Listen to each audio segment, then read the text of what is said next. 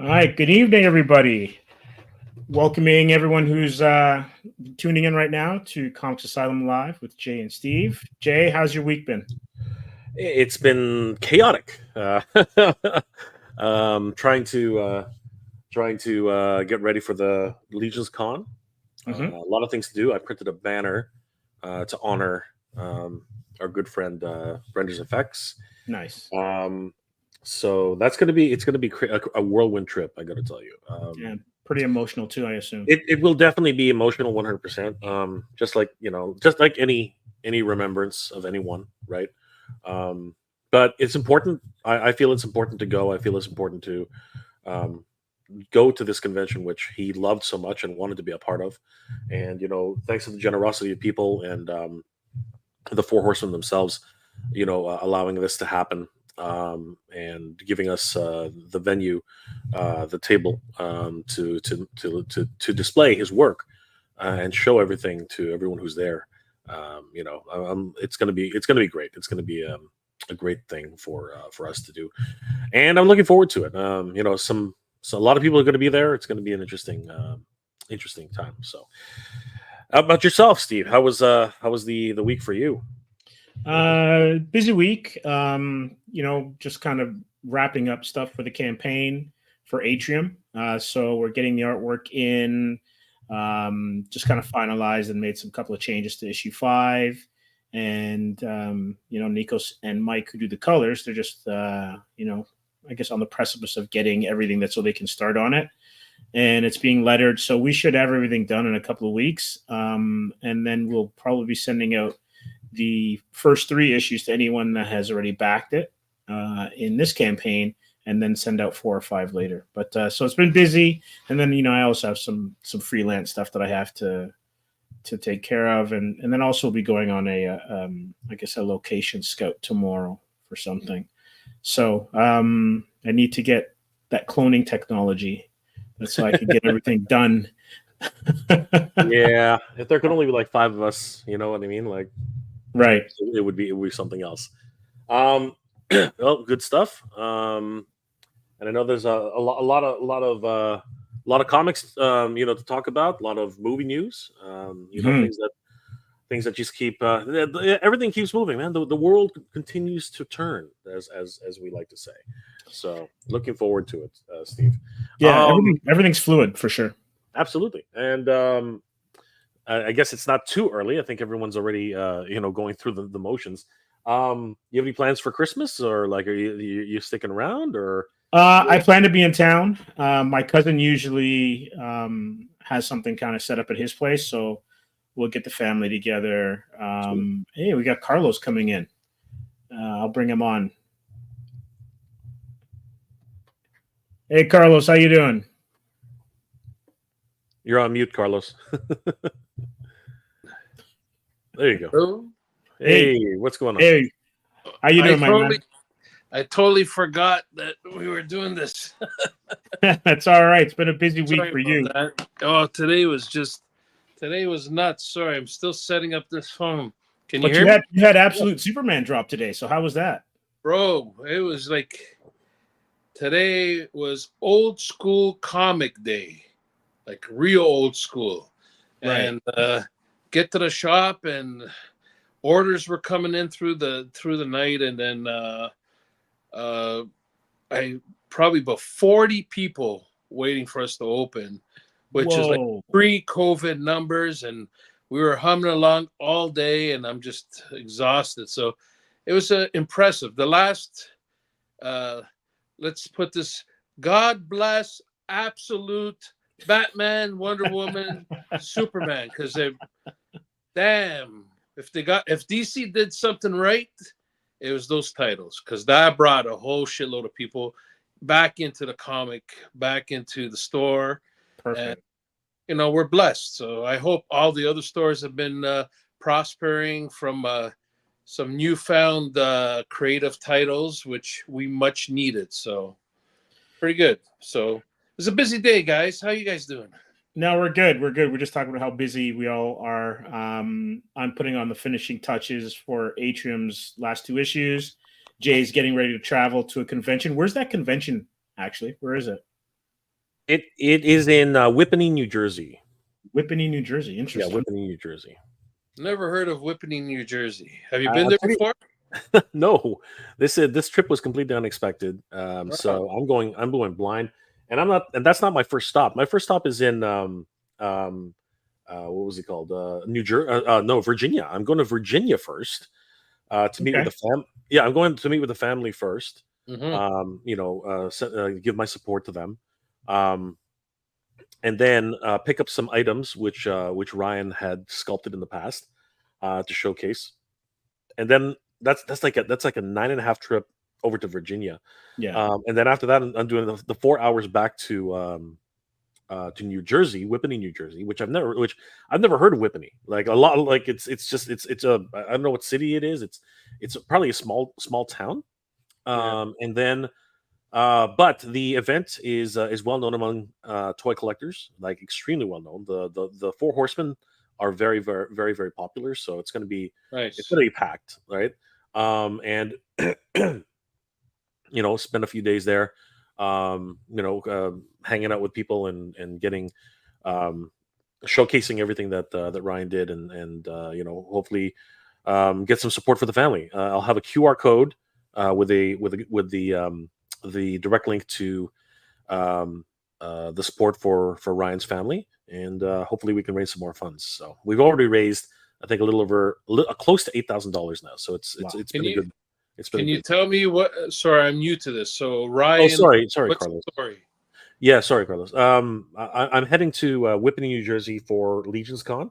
My friend Ryan Endersby, he passed away a month ago. Okay.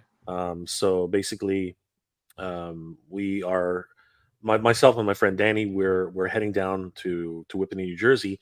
First we're going to Virginia to go see the family, and try to find out how they're doing. Pick up some items that belong to and were created by Ryan, who's a wonderful sculptor, wonderful toy creator. And then we're going to go to New Jersey. The reason we're going is because this convention was his dream. He'd always wanted to go to this convention. It's really terrible to say this now, but it was his bucket list thing. He always wanted to do it because it was his thing. He wanted to be one of the one of the four horsemen. He wanted to be them. Yeah.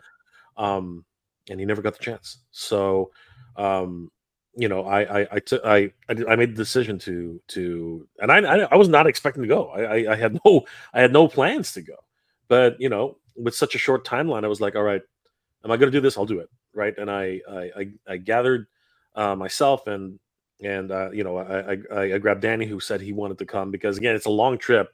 I can't do the drive myself. It's crazy.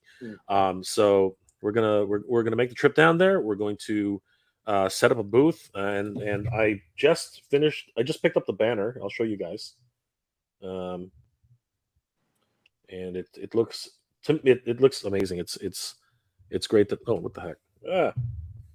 It's amazing that I was able to get this together. That's nice. That's nice. So yeah, it's very sorry. It's kind of blurry, but it says we have lost one of our own, but he will never be forgotten. Right. And what I want to do with that banner is anyone who's interested, to leave a tribute, just put sign the banner itself, and I'll be bringing that back to the family as a memorial, as a tribute to his time there, and to basically bring back a piece of what Ryan would have wanted, and that's what we're trying to do. So, and how can we contribute? Oh, there's okay. So I'll put it in the chat right now. So let me just grab that. It's on my Instagram page if anybody wants to see it. It is the GoFundMe. So let me I'll put it in the chat. That way people can contribute if they want. Just give me a second here, guys.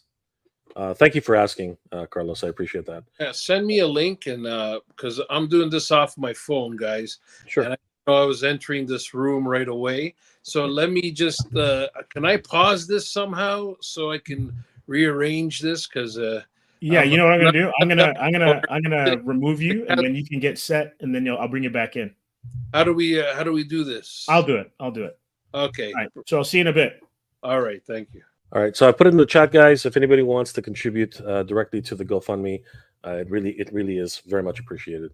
And I don't know, Steve, if you want to send that link to Carlos, that would be very much. Oh, most definitely, we'll definitely do that. Yeah, that's a great cause to support, and I'm sure that his family would be quite appreciative of anything that we can, 100%. And when I meet with Erin, his wife, I'll try to get a message from her for all the support that people have given, because we've already checking it now. I think we've already been able to raise just shy of $8,000. Yeah, we're getting close. It's $7,140. So we're getting close to the $8,000 mark. So hopefully we'll get there. And I plan to have a QR code at the show, so people can just donate directly. And that's, again, it's what we can do, Steve. So yeah, hope to see everybody there. I see the Mythic Dolphins here, and yes, I will definitely see you, Tiffany. Definitely see you at the show. And Nolan's in the house. Good to see him. Yes, I will be, Tiffany. Thank you. I did get a Technodrome. I did get one. It was delivered a couple days ago, so it's a couple of weeks ago. So thank you. I'm good. Thank you. Randall, what's going on, brother? How you doing?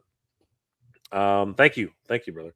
Really appreciate it. And thank you for the support, bro. I really appreciate it. Yeah. So, but life moves on, Steve. Life moves on, Yes. and Yes.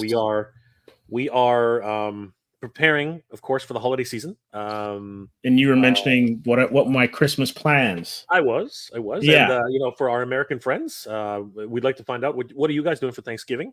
Because we know Thanksgiving is the big weekend for a holiday. It's like 4 days for them. It's crazy. Yeah, it's crazy. I think it's like the biggest travel day or weekend or something like that for them. It's absolute insane. Airport madness. So let us know, guys. What are you guys doing for Thanksgiving / Christmas? We'd love to find out. And we do have a couple questions for tonight's stream. What is your favorite time travel movie? And of course, what would you say is the best action figure or toy of all time? Those are the two questions for tonight. Definitely feel free to comment in the comment section or on the chat. We would love to hear you guys. And, absolutely. So, very excited to find out. I'm very interested. I'm very interested. Yes, because it's going to be interesting to see what kind of answers come up with this, because lots of films have time travel. I think time travel's kind of had a bit of a resurgence. Yes, recently. And if you want to extend that to television, there's been a lot of time travel in television. I am my personal pet peeve. I'm gonna put this out there right now. My personal pet peeve in television time travel is gosh darn freaking Star Trek. What the heck? It is the fix it all. It is the Star Trek. What's it called? Sonic screwdriver. Okay, it is the freaking Star Trek sonic screwdriver. They always end up using temporal mechanics to fix their problems.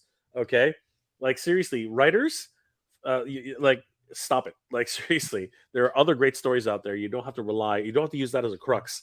Like Voyager, everything was temporal mechanics to fix that series. You know what I mean? Like every single Star Trek series has some sort of temporal mechanics, right?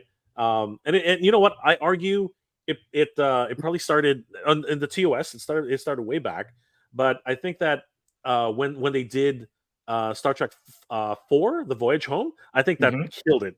I think everyone was like, time travel, rescue whales, and the environment and everything. And I actually like that one though. I did like that one. That was a hilarious one. Everyone likes that movie because it's not as good as Khan. It's not as good as Khan, right? Yeah. But you know what it was though? That film was the closest to what you'd get in the TV series. But what I'm trying to say is it's homogenous. Everybody, even if you're not a Star Trek fan, you can watch that film and be like, oh, this is pretty cool. You know what I mean? And it just happens to have Spock and Kirk and the whole crew. That's it. So. Khan was a classic. I just watched it like a few months. Khan is amazing. Khan is by far, and it will be the classic film for the entire Star Trek mythos. Yeah. It is, and they remade it in the Kelvin universe, I think they call it. Yeah. Right. Yeah. With The J.J. Abrams universe. Doctor Strange there. What's his name? Oh my what's his gosh. name? And with the new Kirk. Benedict Cumberbatch. There you got it. You got it. Yeah. Who played Khan in the old Ricardo Montalban. Ricardo Montalban. Love Boat? Yes, you remember the commercial he did? No. Fantasy Island. Yes, there we go. Fantasy Island. There we go. Do you remember the commercial he did for Chrysler where they had Corinthian leather? Oh my God. Corinthian leather. Yes. The car had Corinthian leather in it. There's no such thing. No, there is. I just found out they're doing a similar take on Fantasy Island, or is it the Love Boat? Yeah, no, they're rebooting. They're rebooting Fantasy Island everywhere. And I think Love Boat, but I think they're going everywhere. It's Fantasy Island. Sorry, we went Star Trek to Fantasy Island to Love Boat. Okay. Yeah. Continue. Corinthian leather does exist. We call it faux leather. Faux leather. We call it faux leather. I want to see this Corinthian cow that this leather comes from. It's synthetic. It's rich Corinthian leather. Yeah. Right. So we got some great ones in the comments, but I want to get Carlos's favorite time travel movie, or a movie that it has time travel. It could be anything. The crux of the plot, or it could be a plot device or something. Does Back to the Future count? Yeah, absolutely. That's probably the most iconic. Absolutely. Was Inception a time travel? I can't remember. No, Inception was a mind fuck. Mind fuck. Okay. It was, but time does get dilated in the dreamscape. Yes, this is true. Okay, so then I got to go with Back to the Future. I got to go with the original Back to the Future. That's my choice because I can't remember too many time travel movies that I've watched. So that's the one that sticks out in my mind. So, okay. What about you, Steve? It's interesting. My favorite? Oof, that's hard.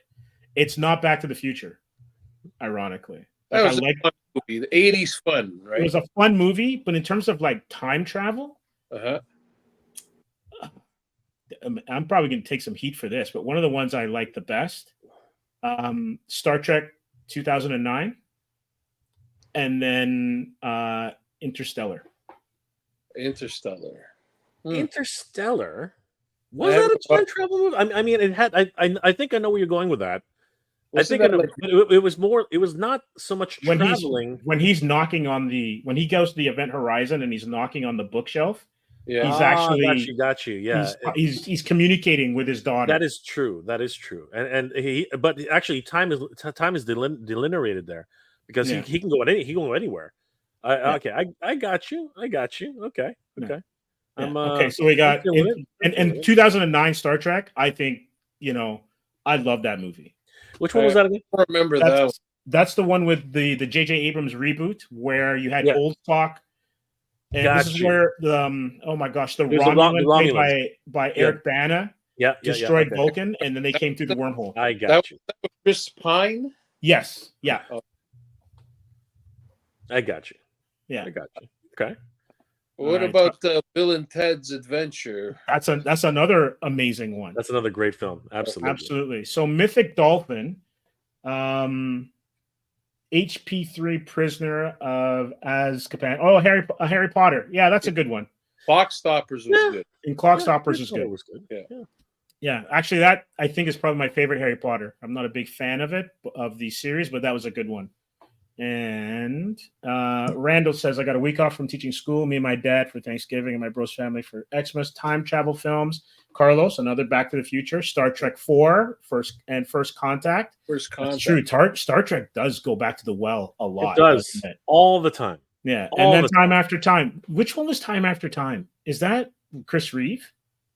Time After Time. Wasn't that based on a comic from Image? No. Oof, you know what? Time to do some research. I gotta look that up. Time After. The first thing that comes up is Cyndi Lauper, obviously, but yeah, I'm gonna put movie in there. Oh, that's right, Roddy McDowell. And is that Mary Steenburgen? Oh my god, that's from back in the day. I'm gonna. Let me see if I can. Yeah, it's got Malcolm McDowell, David Warner, a whole star-filled cast, mostly British. Yeah. So that's a good one for sure. Let's see, what else do we have in here? Mythic Dolphin also says Star Trek 4. Yeah. Cute Cult says Time Crimes 2007 from Spain. Starts off slow, but well worth the watch. Okay, I'll have to check that one out because I do like foreign films. Nolan says Bill and Ted is probably my favorite, followed by Time Cop. Yes. Jean-Claude Van Damme. Time Cop. That is a great film. Okay, can I change my choice? Absolutely, you can. Okay, go for it. But now, thank you. Time Cop was great stuff. It was. Good I'm stuff. gonna have to I'm gonna have to give that one a rewatch. That one's great. Yeah, have you Time seen him Cop's in great. the new commercials? Jean-Claude Van Damme and that bus commercial he just did where he's doing the split. No, it's old.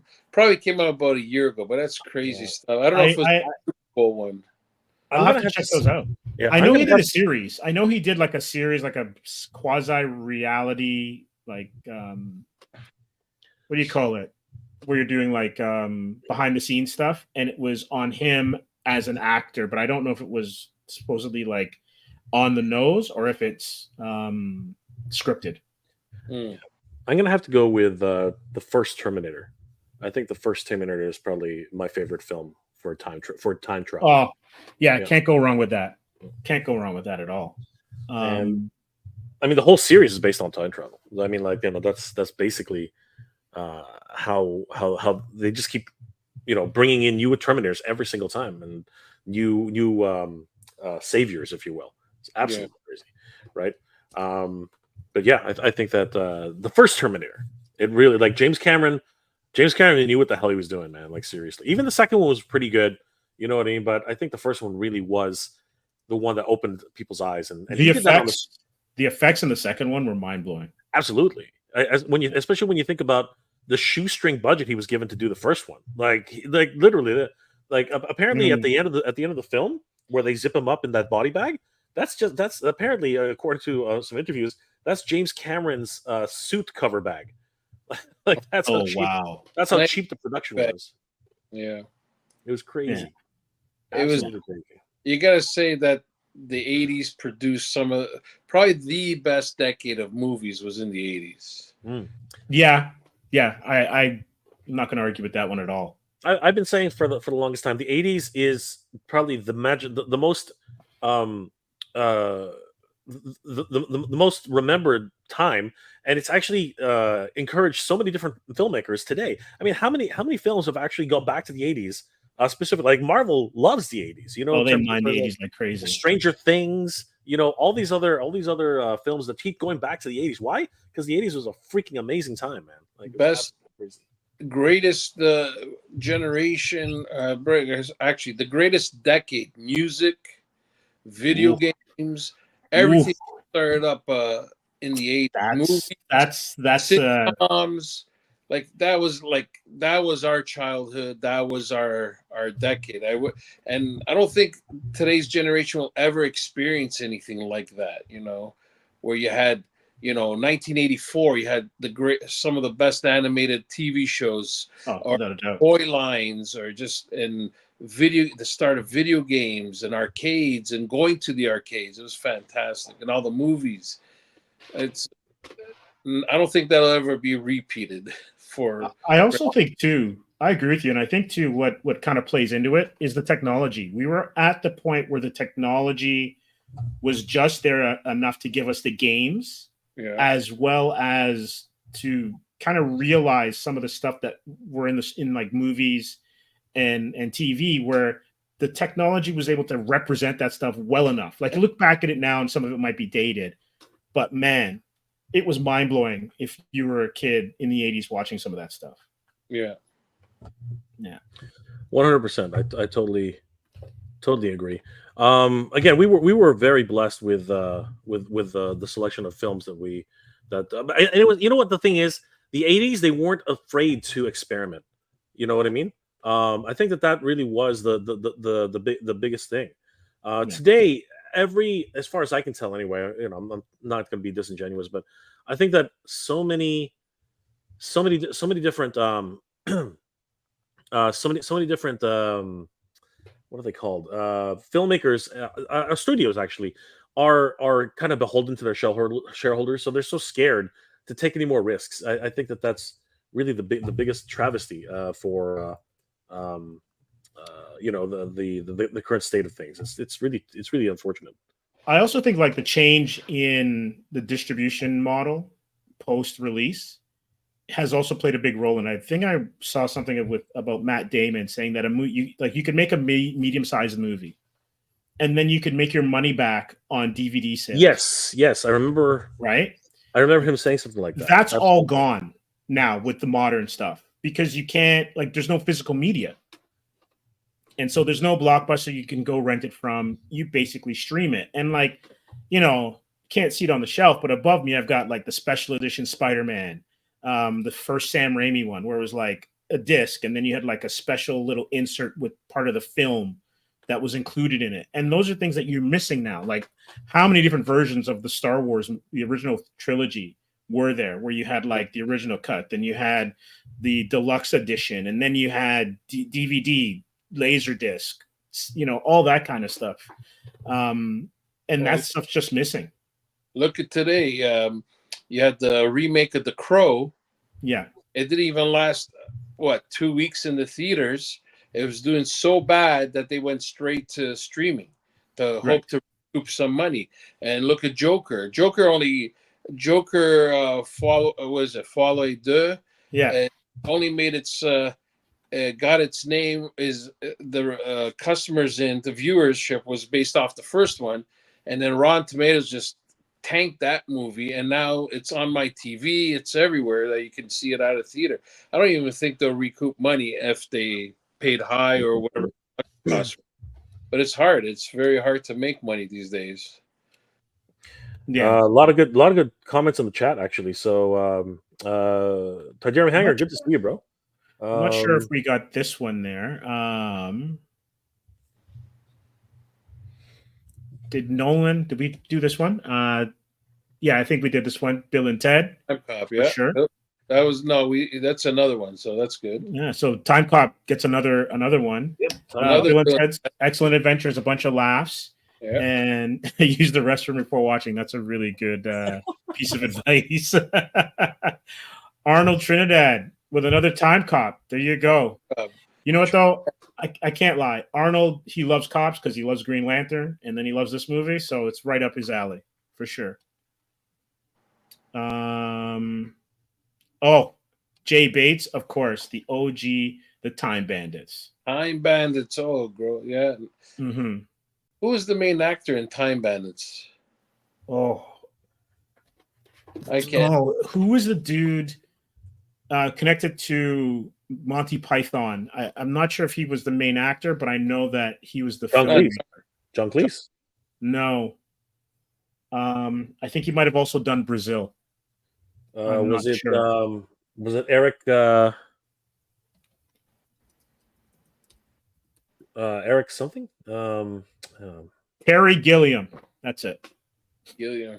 Is that Karen Gilliam's? No, that's another. No, I don't think so. But John Cleese is in this movie. Yeah, Terry Gilliam was the director. Yeah, yeah, most definitely. Yeah, it was John Cleese, Sean Connery, Shelley Duvall, Ian Holm. Like again, that's a great cast. British acting royalty, man. Just crazy. Yeah, absolutely. Here we have Randall said Time After Time is about H.G. Wells. Oh, H.G. Wells himself going to the future to find Jack the Ripper. You see, I'm going to agree with you on this one. Superman, the original Superman, the last couple of minutes, that is time travel. Because he doesn't stop the rotation of the Earth.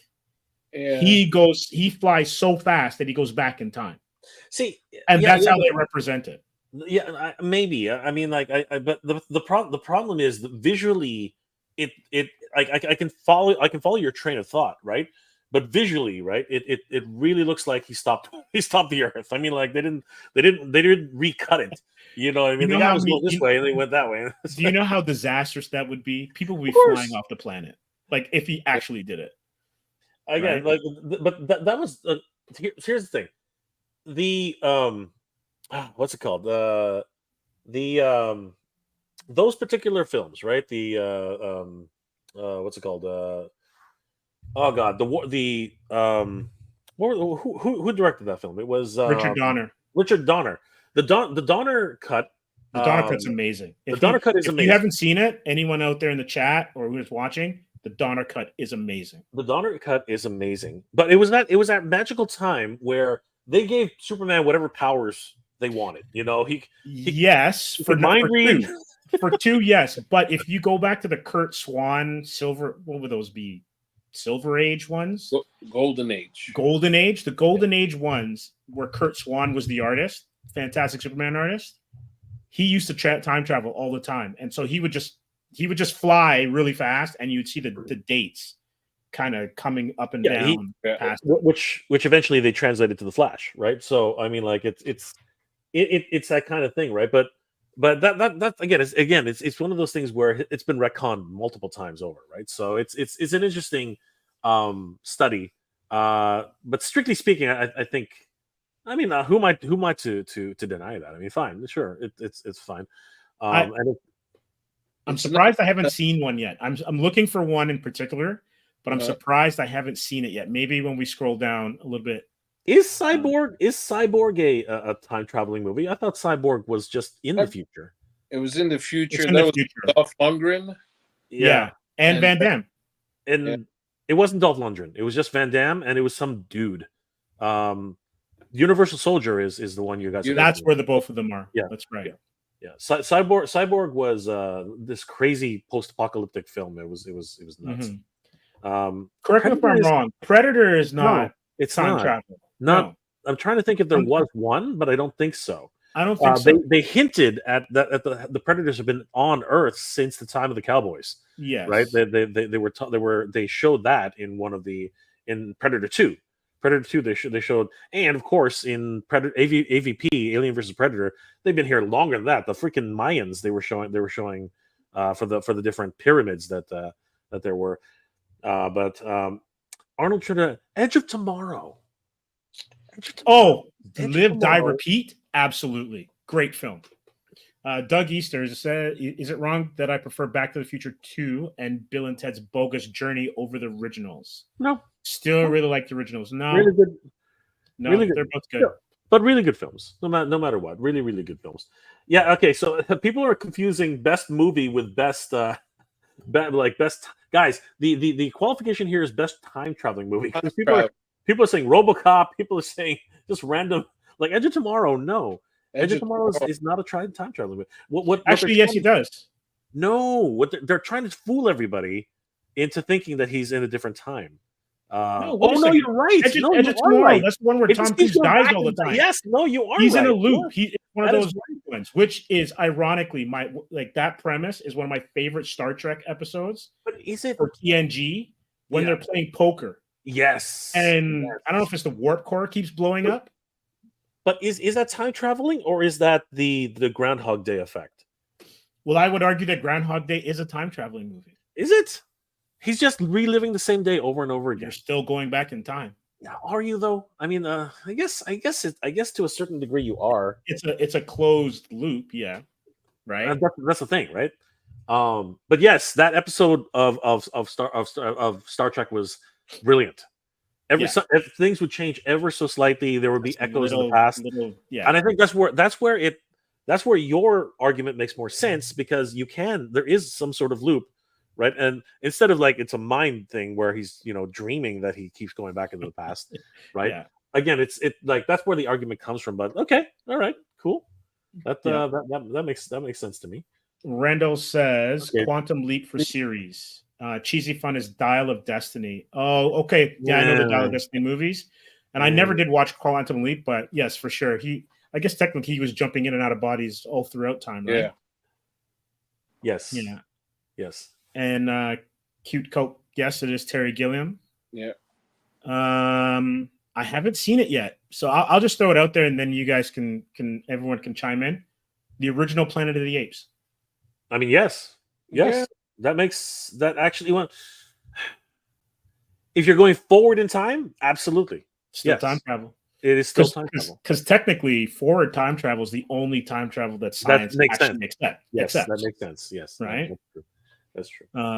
Unless you're at the quantum level and you're a quark or something. Well, or the actual concept of time is immutable still continues to hold true. Like no matter what you do, That's Terminator. That's the Terminator whole premise of the Terminator movies. No matter what you do, you're going to end up with it will eventually come back to it'll it's inevitable. It is, as Thanos says, it's inevitable. Right. So Mother Slug, I'm not a huge time travel movie kind of guy, only because they make so many plot holes that wreck the movies. There's the problem, right? Like in reality, what we understand as time travel is what Marvel did say it was pretty good. We understand time travel as what we were told in movies, right? And the reality is, if people would actually go back in time or forward in time, who knows what would actually happen. So, does Doctor Strange, the movie, count as time travel because he goes through portals to different dimensions and stuff like that? Is that travel? That might be interdimensional travel, but not necessarily time. But I guess depending on when he returns. No, but he can use the time on a very technical note. On the technical note, he can use the time stone to go back. Yeah. I would put that in at least a gray area at the least. Well, there's a mechanic. We'll say that it's not a time traveling movie, but there's a time mechanic. I think that's probably the best way to like Superman. That would be equivalent to the original Superman, right? Yes, correct. Yes. I think that those are both in the same vein. Yes. Yeah. Here's one that I actually really liked when it came out. Looper. Okay, hold on for a second. Seriously, Emperor Shao Kahn. These are not just your favorite movies. That's not what we're looking for here. Bring it up. I got to bring that one up. Bring it up. Rambo. No, not Rambo. Rambo is not a time travel. No. But what you got to do is you got to have pre-flashing cards or something. Best time travel movie or something. Give them a heads up. Yeah. Yeah. What we did, the thumbnail actually says best traveling movie. Night Train. Hale, best time travel movie has always been Back to the Future 3. 3 is nice. I mean, I gotta go revisit that. It's a great film, right? They go all the way to the Wild West. You get to see ZZ Top, so but it's no matter. I like it as a trilogy. I think the whole collection of films is timeless. And they've been talking about rebooting it. Please don't. Please don't reboot that. Please don't reboot. They're money. They always do. Money. So money makers. If they don't cast Marty McFly right, it's done. It's over. It's gotta be a good Marty McFly. Who? Tom Holland. Yeah. Yeah, actually, I can see that. Yeah. He's got that kind of scattered, like when he was running in the first Spider-Man film, solo film, and he's running to the party and he's going through the backyard. Yeah, that's serious, kind of like Michael J. Fox, Ferris Bueller, kind of 80s vibe of like this kind of like out of control physical comedy. So for sure, I could see him do it. Arnold Trinidad with Hot Tub Time Machine. Oh, okay, hold on. Okay, so guys, I gotta stop you. So if you guys are talking about your favorite action figure, maybe that's where we're getting the disconnect here. So got it. Yeah, I'm seeing other people. Okay, so you know what it is. So we'll come back to that, Emperor Shao. Yes. Yeah. Sorry, guys. I just we admonish people for something different. So anyway. But we're gonna keep going with the best movies first, and the best time travel movies first. Then we're gonna go backward. Donnie Darko, is that a time travel movie? Yeah, it is. Yeah. Okay. It's a time travel movie. I thought it was some freaky shit, but I didn't think it was a time travel movie. Okay. Yeah. What about Tenet? Which one? With Christopher Nolan. Oh, Tenet. Yeah, Tenet. Where they're going back and forth in time, and they're basically They're almost like time cops. What's his name's in it? Robert Pattinson's in it. Trying to remember. Robert Pattinson is in that film? Yeah, and Denzel, David Washington. David James Washington, I think his name is. Denzel's son. Yeah, Tenet's a good one. Tenet is a good one. All right, I never watched it, so. Endgame. Yeah, Would Infinity War, does that have time travel in it? I think it's only an Endgame that they do it, right? Endgame. It's only an Endgame. Right. Endgame is the only one with actual time travel. Yeah. Abbott agrees with you, Carlos. Tom Holland for Marty, yes. Yeah, I can see him playing that role. Mm-hmm. Please, Nitro says, please, no Back to the Future reboot. It will never happen so long as Zemeckis is alive. He said as much. Okay, well, at least there's that. Oh my gosh. Out of Sight with Denzel. I think that's Denzel's movie. Let me double check that. Anyone in the chat could is it Out of Sight is Clooney. Deja Vu is Denzel. Yeah. Abbott did not like Tenet at all. Said it sucked. Fundamentally flawed. Oh boy. all time travel movies are fundamentally flawed. If we're being fair. So here's the reason why, like, I like time travel, but essentially this is my kind of bugaboo with it. That once you go back, you're essentially creating a new timeline. So the people that you're saving are not the original people, but they are people from a new timeline that you're saving. Or whenever you go to alter the future. Yeah, or the past. Which is from the point you come back to that original jumping off point, everything else is new. So those people that you were trying to save, they're still dead. But that version of them exists. That's the theory. That's still the theory that Endgame technically is running too. But they sort of did this little thing where Banner said, "Oh, if we put him back," it's like, what are you talking about? Every timeline is deleted. That no matter what, it's a different timeline. It's just they sort of broke their own rules. It's really weird. But yeah. Okay, this film's coming up, Carlos. I don't know if you remember this. It's a Charlie Sheen movie. And it's come up in a few comments. The Wraith. It's not time travel. It's not time travel. That's the one with the car, right? It is. It's not time travel.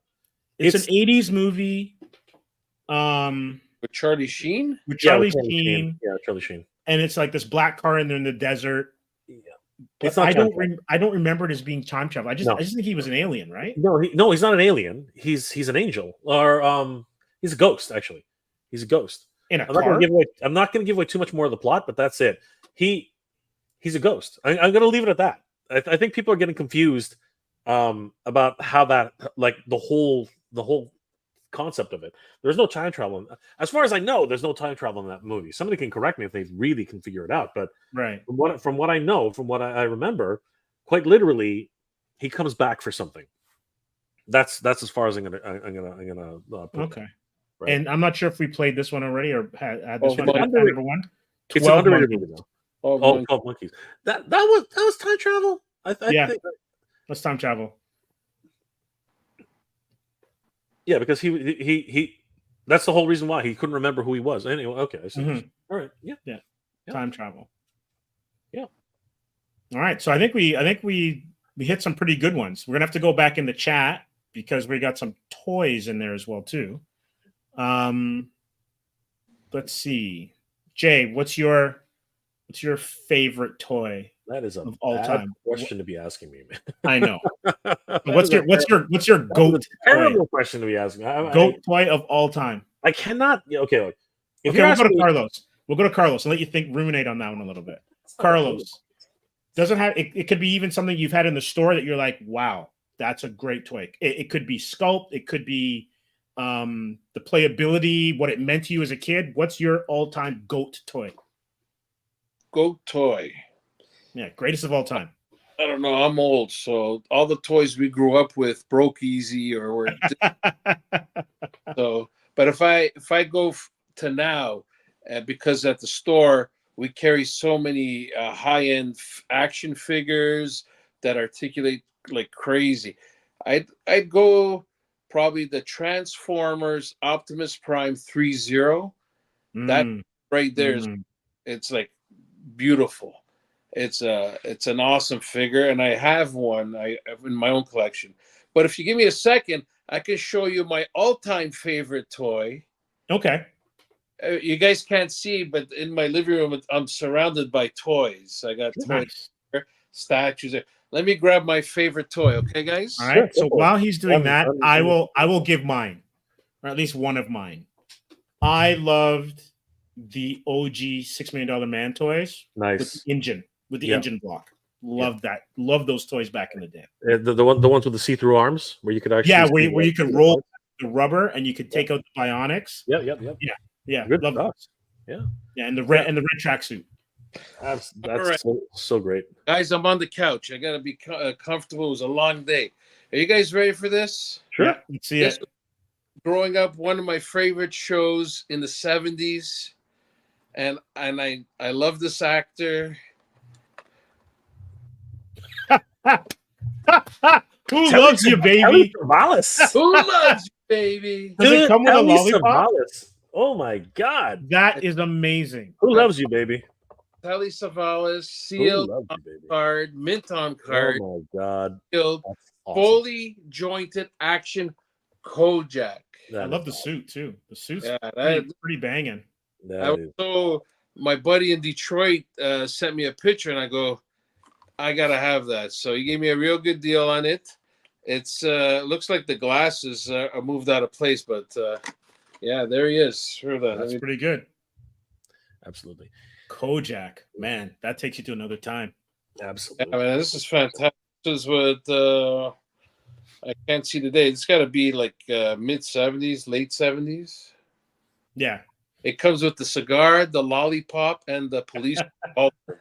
That's so good. Telly Savalas. Cigars. So good. Kids' toys with cigars. You gotta love it. The cigar is right here, and the lollipop. You gotta love it. Oh, that thing's getting lost. Anyone who had to open that pack, that thing's gone. All accessories get lost. Yeah, I'm not opening this baby, but no, it's those are good. Foods, unfortunately. It's the only shitty part because when they age. Right. Yeah. I got another one I can show you. Sure. Bring it. I love it. I can show you. Yeah. I got some cool one. Are you guys okay with this? Yeah. This is the whole reason why we're here. Sorry, say that again. I got some controversial ones. If you want. All right, let's do it. Go for it. All right, sure. And what's yours while Carlos is getting his? All right. So I think everyone would probably think, and probably rightly so, that it would be He-Man of the Master Universe, which I love dearly. Right. Same thing with Thundercats. Same thing. I have so many great action figures and toys that I love, but if I had to go back to something which I have to say is going to be my favorite toy, probably of all time, it would have to be Voltron. Voltron, Defender of the Universe. It has to be Voltron. Yeah. As a combining robot, freaking, you have all the best worlds. You have freaking Transformers. You got combining robots. You got, anime. You've got so much going on with Voltron, and it just lasts the test of time. They re-released that thing millions of times and keep selling and selling and selling. It's a great toy. Absolutely, such a great toy. Yeah. So Voltron. And I agree, Voltron is awesome. And they're doing I believe a 40th anniversary or a 50th. Yep. Yeah, is it 40th anniversary? Konami is re-releasing the 30th anniversary as a 40th anniversary. Yeah. But they're adding lights to all the lions. That looks easy. So, already, since there was a U.S. election yesterday, and this is not American, but I thought it was hilarious. Oh, come on. Oh, my God. Oh, my God. Oh, my God. That's classic. Oh, my God. Oh, my God. I can't believe somebody actually, Is that a one? customized. Is that a one-off or who? No. This guy does a whole bunch of customized. This is what I'm saying. It's a one-off. Wow. So I got that one there, and this is his memorable trip to India. As Canadians, you will remember this one. You got to be kidding me. Yeah, Wow. and then got the famous, the honk, the free. Oh, is that the convoy? The convoy in the back? There he is. Oh my god! Pretty good, eh? Pretty good likeness for a That's custom. crazy. So Wow. Okay. Wow. Anyways, that's I have Wow. a bit more, but those are my toys. I did not expect that. I wasn't did not expecting that expect either. I thought those, I should say. when he said No, when that is- Carlos said, yeah. Come on, that is Wow. That's when Carlos said controversial, I was Yeah. thinking like aliens. You know what I mean? Like or like, Or- Elvira, kind of a knockoff something. I didn't expect I got one of those too. If you want to see that, No. Elvira. yeah, Elvira has a couple of action figures now. Yeah, I got some signed stuff from her. So Randall says best action figure of all time for me as a kid was Superpowers Batman, and Yes, as an very adult, Very nice. too many to count. I would have to go by different lines, but it will have Batman in it for sure somewhere. Yeah, I would say Batman. Like there have been so many great Batman toys. Absolutely. Here's a question, and Randall, you can chime in. The Batmobile. Some of those Batmobile like vehicles have been absolutely astounding as well too, especially from like the animated series and stuff. And McFarlane's putting all the those animated Batmobiles. I think we just got in the life-size cow, which was crazy, Okay. and affordable price, which is crazy. But my favorite is the '89 Batmobile. Yes. I have the sideshow version, which is about 3 feet long. Yeah. That's crazy car. Still in the box. I only checked it for the paint job because they had a lot of paint defects. Okay. But yeah, it was, that's my favorite, and hoping to display it sometime. When you buy these big toys, and then you realize, damn, where am I going to put this? Yeah, that's the biggest problem. Yeah, for sure. Bat fan number 1 says best action figure is the G1 Optimus Prime. And his favorite movie is Terminator. Can't go wrong with that. Let's see if there are some other toy ones. Okay, we're gonna go back to Emperor. Is Predator your favorite toy, or is Predator, or was it, or is? Because I'm assuming this is toys now. It's probably his favorite movie. Yeah, it might be his favorite movie, but he did mention Rambo as well too. Another good movie. Oh yeah. The toys of a time gone by. 80s is the best, and I miss it. Yeah, there's a lot of great stuff. Like when you think about programming and everything, some of the best stuff was the 80s. Yeah. And let me ask you, since we were talking about time travel, if you had one choice to go back in time, which decade would you go back to? If you ever had a chance to, it's not to meet anybody in particular, but just a decade. Let's put it as a general question. If you, let's say, for me, I'd love to go back to the Roaring 20s. Right. So, and time travel. I would love to go to that time and see how it was. Right. Let's say for that. That's my question to you, Steve and Jay. Well, that's a great question. Bring some antibiotics. Oh, for the 20s, yeah. Yeah. You're using moonshine to freaking fix your wounds for crying out loud. Hey, actually, no, the Roaring 20s, the prohibition started in the 30s, right, or 40s? No, it was 20. It was 20s. Oh, it was the 20s. Okay. That's Capone. Yeah, those were the speakeasies and stuff. Yeah. That life, different areas, see how they lived in crazy times, right? Yeah. But you're talking about visiting and coming back quick, right? Whatever. Well, because they're also events too, right? Like I think like maybe musically, I would probably like to go back to like maybe the 60s for some of the acts, like to see Hendrix live, right? Or some of the jazz greats, or even like the 80s and go see Prince Like Yeah, I was too young. I was but too young. time, you know. It is, right? But like there was no way my mom was letting me go to a Prince concert at 11, right? But to see him at his height in the 82, 83, that'd been great. But like if you're talking about taking in art, aesthetics, sports, man, probably like the late 60s, because like basketball was great, hockey was great, baseball was great, football was great, like the first Super Bowls and stuff. Yeah, probably late 60s. And then the music, can't go wrong. You see films like Planet of the Apes, the Bond movies were coming out, Doctor Strangelove, toys were terrible, but other than that. Yeah, no, for me, it would be straight 80s. I mean, I still my favorite time, growing up, and it's just that age where music was amazing. When music was amazing, they had shows which I could still watch today. You know what I mean? Like it's not, and you could theoretically live there again. You could actually still do work is still abundant. You know what I mean? Like there were a couple of recessions around the time, but if you come in at the right era, there were opportunities for anything to happen. So, and again, it was a magical time for me. Not the '90s was when I was obviously some of my favorite times, but the '80s I still always go back to the '80s no matter what. I love the '70s. You know what I mean? Like in terms of like you said, '60s and '70s for the music and for the culture, but I would have to say I'm going to stick to the '80s because again, movies at around that time were just so experimental. Say anything. Anything with John Hughes. John Hughes was just killing it back then. Uncle Buck and stuff like that. Yeah, and that was, and you know what? Spielberg was just coming into his own. You know what I mean? Like just some classic, Close Encounters of the Third Kind. Just amazing films.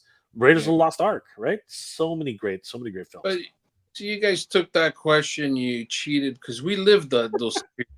I'm not cheating. I'm just saying I want to go back. But we've been there. Yeah, but I totally people supposed to say the '60s, and I'd say, yeah, Steve, I'd love to go back to the '60s to experience Woodstock and that whole San Francisco. Okay. I see what you're saying. Okay. Vibe and all that stuff. I see some NHL hockey back then. Original Six. Carlos, could you imagine some Original Six hockey? Watching Bobby Orr play for the first time? Watching the Leafs versus the Habs and the Leafs. Oh yeah. Cup. Yeah. Okay. At least I would get to see the Leafs win the cup. Now that's a time travel story that needs to be written. 7, baby, but a Leaf fan who can only see them win because he has to go back in time to '67. Lord. If that's the prerequisite, then I think I would like to go back far enough to see to travel the world and see what the pyramids look like. That would be for me the next one, because you always hear it's hard to the pyramids in a decade there, but I know, but when they were being constructed, I'd love to see how they were constructed. I want to see the limestone because I heard it was brilliant. You know what I mean? Like it was like this just huge freaking. When the sun hit it was like you're blinded. You know what I mean? And I want to see the Sphinx when its nose was intact. You know what I mean? I want to see all those wonderful Napoleon shot it off. It wasn't a Sphinx before, right? So they built over top of it and resculpted it. Sure. And it was in water, which is part of the history because all the erosion around it used to be embedded in water. But because the climate was completely different back then. The geography was different. It was. Yeah, interesting. Let's see what other toys. Let's see here. Abbott says Masterpiece Optimus Prime MP10, the first MP10. Wait, before we do that, Brave Star. Star. Yep, an action figure I got when I was 5 years old is the best of all time. I do remember that. And so, give me the time code on that one for the one that you just read out. No, it's Abbott 1107. Okay, I'll scroll to it. Yeah. Well, the 1107. Brave Star did have pretty good articulation. Not gonna lie, he was okay, but they were big, much bigger. They were like 8 or 9 inch tall figures. They were pretty big. How about when Marvel Legends hit? Like that was like Toy Biz Toy Biz into Legends. That was like, and you could piece them together. The Build-A-Figures. I was like, Yeah. and you crazy. put that fantastic pit figure together. Build that. Oh, right. Oh, that was insane. Or that Sentinel. I wish they would do more stuff like that again. I know they do it now with, McFarlane's doing it with 4 pieces. You build a Bane or something like that. Mm-hmm. I think we've when you go to Hasbro's gone backwards in my mind with their toy designs and their packaging. It's just crap. Right. Rehashing the same shit. How many times can you rehash the same figure over and over on the same mold? It's Right. that's Star Wars, right? By the way, That's exactly why confidence in that brand is just failing. And it was reported just recently they're gonna start layoffs again. They literally laid off like 4,000 people just like last year, and now they're gonna lay off another few hundred people. It's absolutely crazy. Like, they have some of the biggest brands connected to them, and they're it's just crazy, absolutely nuts. Abbott, you got us on this one. 60s boxing, Sonny Liston. Oh, and Ali. Muhammad Ali. Yep. Ali pre going to jail for not going to the Vietnam War. That would have been something else. Did he go to jail? I thought he Yeah, he spent time in prison. Wow. Yeah. And I think, correct me if I'm wrong, Carlos, didn't he throw his Olympic medal in either the river or the lake or something like that at a protest? Yeah. Too bad. He went to prison. He didn't go. I think after a lot of protesting, he was released. Yeah. Such a huge figure. He probably one of the most compelling figures in sports history. Muhammad Ali and Jim Brown and oh gosh, it was him and Kareem, the 3 of them with the civil rights movement. They were pretty influential. 2 things: the Toy Biz Lord of the Rings toys. I do not remember these at all. The original Lord of the Rings toy, like from the Tolkien toys from the 80s. I think it might have been that one that he's talking about. Yeah, the 3 3/4 inch, the small the Rankin and Bass cartoons. Yeah, I think. Right. And then there was a comment earlier that I flashed up about an Aliens toy from Kenner from the 70s. That was banned. Sorry? That was banned. Actually, that was a bigger. Yeah, very hard to find that one. Because it was recalled. It was recalled. Choking hazard? Huh? Choking hazard? No, it was just controversial. It was the first R-rated toy, the very first R-rated toy to hit the market. Or the Flying Fist Godzilla. Or remember Godzilla? I had that. I love that with the Shogun Warriors. Those were choking. I love that toy, man. Same thing with Boba Fett, Rocket Fire, Boba Fett. Those Boba Fett, my buddy, he's a good friend of mine.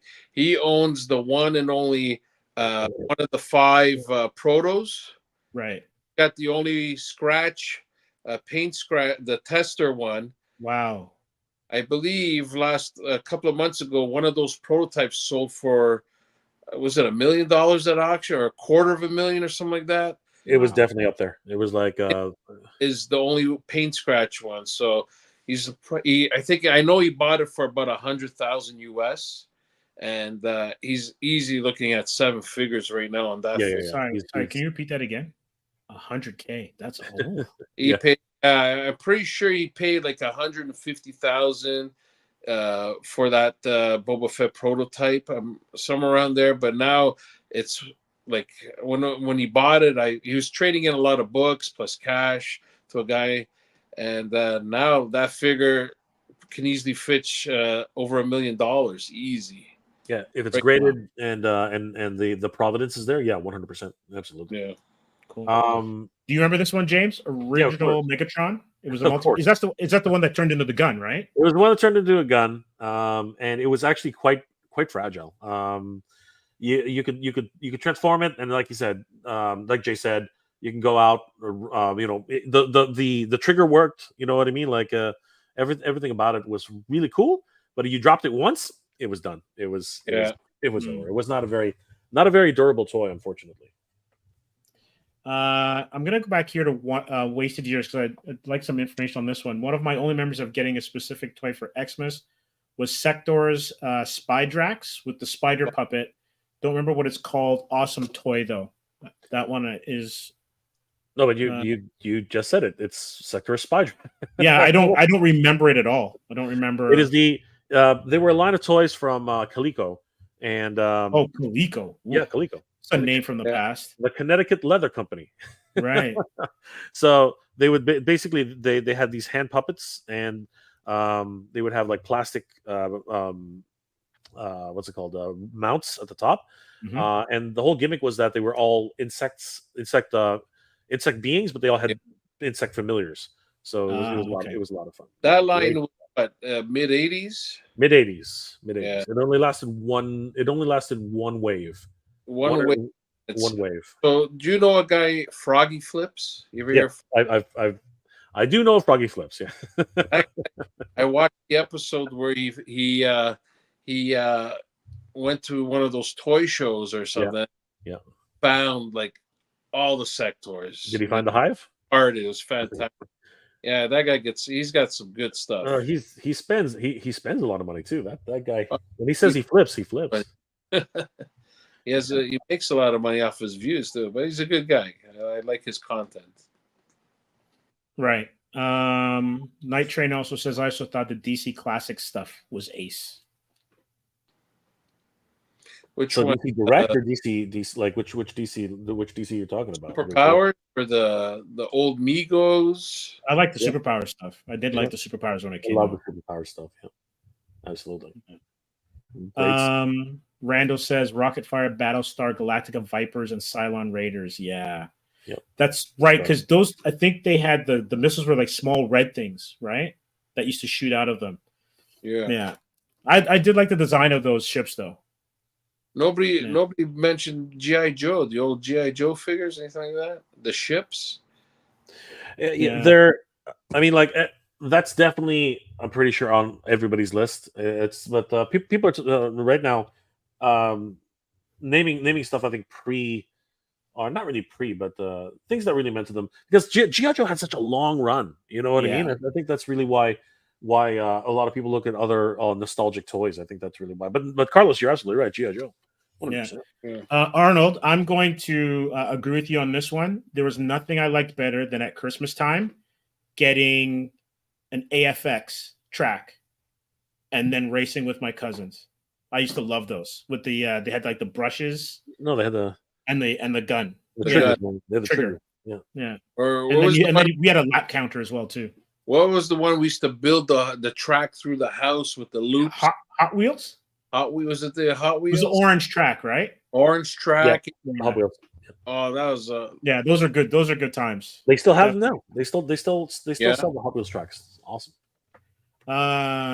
Cute Coat says my prize toy is a 1995 Dark Stalkers Felicia Flock vinyl action figure. One of the first things Metacom ever made. Yeah, that was a really good one. It was less a figure and more a statue though. It's more like Dark and End, the USS Flag was legendary. Even kids who weren't into Joe's at least knew what it was. It has to be probably the greatest play set in toy history. Nothing like it before or since. Yeah. That was humongous. It was massive. I had a friend that had that, and we used to play on that thing for hours, and I was just, wow, it was massive. Yeah, trying to get one today is just an undertaking. I mean, like all the missing pieces, they had pieces which were this freaking small. It was absolutely insane. Yeah. And those ones are the most expensive pieces. If you can actually find the small little junction pieces, it's nuts. Now, can you 3D print those pieces now? Yes, you can. Obviously, you can 3D print them today, but obviously, collectors really want the OG pieces, right? And they are notoriously fragile. Like they can break in a moment. It's crazy. Particularly the little junction pieces which hold the entire superstructure together. You know what I mean? The ramp deck.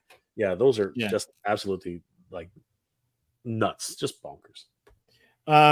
James, is this the upscaled one? Is this the one that you showed me like a couple of months ago? It was the massive version of it, or is this something else? There was only ever one flag, and it is the same one he's talking about. It's literally Okay. like it's 6 feet tall. Yeah, it's crazy. If you were to stand it, if you were to stand it on its edge It's and all the way up, it's 6 feet Yeah. tall. It is Yeah. it is massive, massive. I don't remember the retail on that back then, but I want to say it was like $200 or something like that. No, believe it or not, US maybe Canada. In USD, it was I believe it was 99.99. I believe it was, Which was $200. 200 Canadians about. Yeah, well, Yeah, that was just absolutely nuts. that thing to be produced now would probably be in the $800 range. I could. So there are obviously with HasLab and crowdfunding, the guesstimates for many would be that if you're going for a short run, Yeah. like anything less than 10K, it's probably going to be in the $600 to $800 to fund that, right? Each. If you go for broke, I would. yeah, absolutely. An incomplete example now is almost $600. Incomplete, no box, right? How much was Galactus with that they did the Galactus was Galactus was 350. 350. Okay. 350. What was the run on Galactus? USD? Galactus is one of the most successful HasLabs of all time. I believe it was 20. I believe it was upwards of 20,000. 20,000. I have two of them, and it was beautiful. And guys, Wow. that's rare. It's crazy, beautiful. When you think about it, that's still rare. I mean, toy numbers are in the tens of thousands. You know, like 50,000, 60,000, right? To get something as low as 25 to 30,000, that's nothing. You know what I mean? But it was still one of the most successful HasLabs, right? The flag, undoubtedly, if they can get it anywhere near $600, that thing is gonna freaking like they will go in numbers of 30 or 40,000. No, I have no doubt in my mind. And even that is still rare. Again, it's when you're getting to like 60 or 70 or 80,000, that's when the actual numbers are big. But when they do that, did they redesign the whole ship, or did they go back to the original? No? The way these are first of all, the old molds are gone. They can't use them anymore. They're either they've been destroyed or they're just not usable, right? Because of warping and because of they're metal molds after all. No, they have to design it from scratch, which is where most of the money goes to because of the research and development. And then the actual shipping component of it, it's crazy. Like the box they have to use to actually get that thing out. I mean, think about how big the box was originally, and today it will be even bigger. It's nuts. And how do you ship that? The shipping is the biggest problem because getting it to somebody, the Cat's Lair, for example. Which is one of the biggest playsets, if not the biggest playset on market today, right? That thing is going to be shipped in 2 boxes. Like they just can't because this one here, the Snake Mountain that I have right here, right? Yeah. This thing is gigantic. Like the box that came in, and then of course Unicron up here, the box that he came in. You know what I mean? Those are just massive boxes. And then when you actually think about something like Cat's Lair, which is even bigger than Snake Mountain. They have to come up with unique ways of actually shipping these things now. It's crazy. Who put out Snake Mountain? Was that that was Super 7 back in 2017, I think. I think it was 2017. 2017? Okay. Which one did Super 7 just put out? Super 7, that's Cat's Lair. That's Cat's Lair. Yeah. And that's a big box too. Yeah, it's going to be split in 2. They can't do it. They have to split it in 2, Carlos. It's crazy. It is nuts. So if you got a couple for the shop, you're gonna have multiple boxes. Add more space to have that flag just displayed with all the figures on it. That would look so good in a diorama. Yeah. Oh man, you know what people have done, which is crazy. They've hung it up. They've hung it on fish wire on the roof. It's just it is crazy. Not bad. We have a new comment here from Ash D. My favorite time traveling movies are Butterfly Effect and Time Traveler's Wife, the movie, not the show. Now, I think Butterfly Effect, was that Ashton Kutcher? Yes, that was Ashton Kutcher. Yeah. Right. Yeah.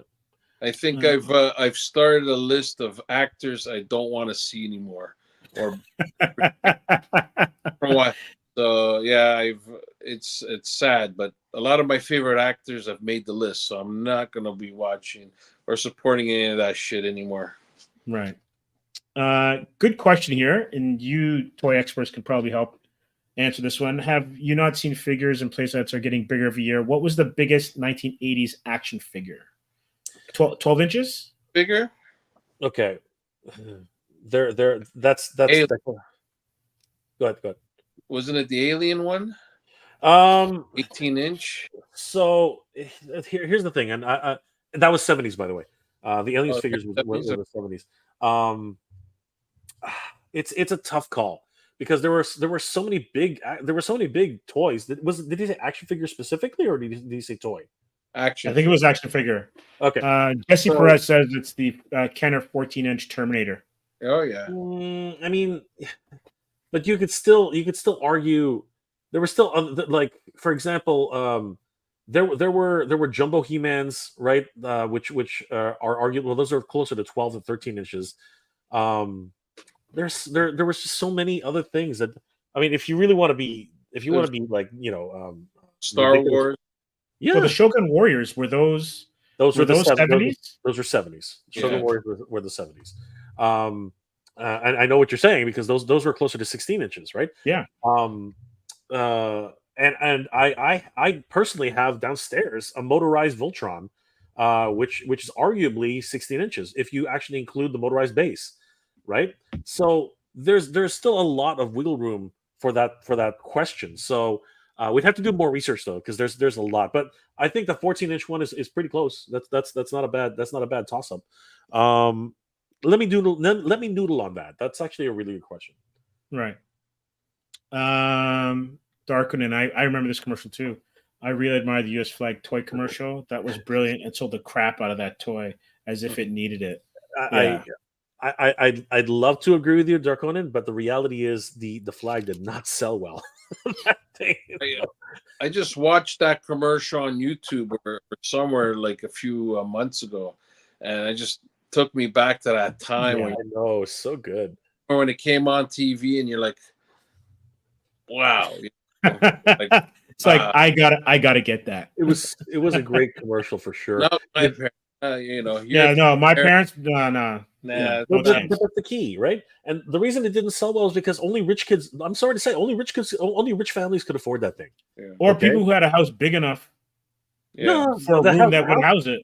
No, that didn't matter. Kids figured a way out. Trust me. But it was just moreover, you had to have really good grades in order to get that thing, man. It was that or Pow Pow Power Wheels, because those things. Like, what parent is going to really spend $100 back then? Anyway, what parent was really going to spend $100 on one toy? Sure, it was the biggest toy ever, right? But you would have to have gotten really good grades to really get that thing. Or Carlos, how big was the Millennium? How expensive was the Millennium Falcon in the 70s? not Do you really. remember? It was Like $30. It was like $30 to $40. It was like $20 to $30. It was not inexpensive. That was not super expensive. It was more than that. Maybe. Hold on. Let me check. Let me check really quickly. Yeah. I remember in 82, 83, my parents bought me a tabletop Donkey Kong. It was like those mini arcade. Oh, those were amazing. And I remember them being in around the $80 to $100, if that's right. I'm not sure. Yeah. So I think you're talking about Canadian prices, though, Carlos, possibly. Yeah, Canadian. Yeah. So U.S. prices, it was retailing at $26.99 for the Millennium Falcon. Wow. Was that the 70s, late 70s? Yeah. Again, like, inflation wasn't nearly as bad back then, right? And toys were for kids, right? That's the whole point, right? And it sold in droves. That's why I loved my Millennium Falcon. What was the average price on the 3 3/4 inch Star Wars? Was it like a $2.99? Oh, they were really cheap. Hold on for a second. Let's just put up Kenner.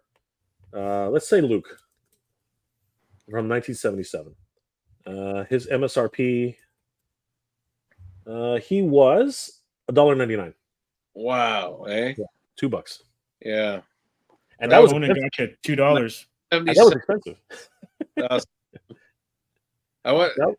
If we were to do the conversion rate, and put it to today's dollars, would that be the equivalent of a 6-inch Hasbro Star Wars toy? Let's say from the Black Series, is that equivalent to $30? No.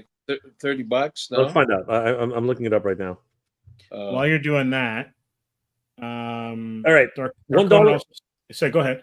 $1 in 1977 is worth $5.20 today. So that'd be like $11. Well, okay. Yeah. Still be a steal, though. Yeah, it is a steal. It is 100% a steal. Definitely.